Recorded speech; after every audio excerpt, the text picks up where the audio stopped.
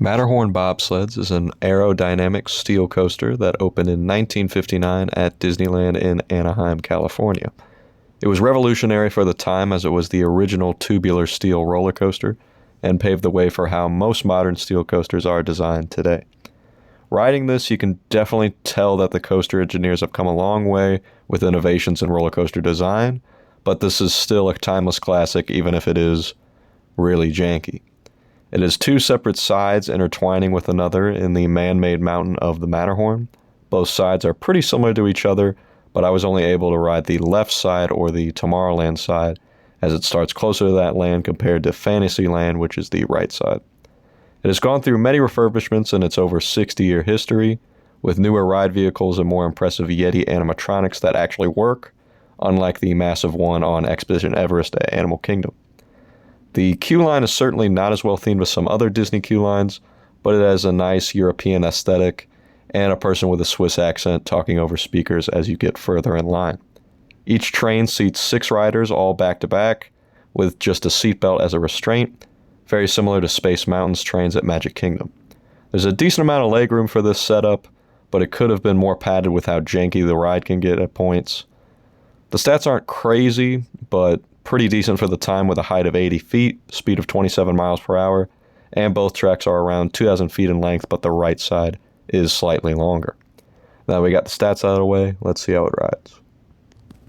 The Tomorrowland, or left side, starts with a slight left turn into the main lift hill with a surprisingly loud yelly growling at you as you ascend within the mountain itself. As you reach the top, you make another left turn and you see a dismantled bobsled to the left of you, apparently taken out by the Yeti that growled at you earlier. You emerge towards the edge of the mountain and make another long left turn before seeing the Yeti himself lunge at you as you dart to the right. You make some more back and forth turns in quick succession, still staying towards the edge of the mountain where you can see the rest of the park.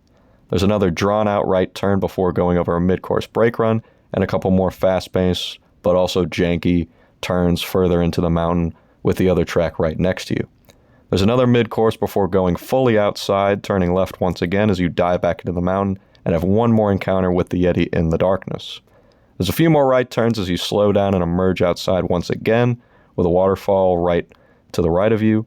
There's a surprisingly fun drop after the waterfall before as you pick up speed again, passing a few more waterfalls with a tunnel in between as you emerge outside once again, overlooking the Alice in Wonderland dark ride.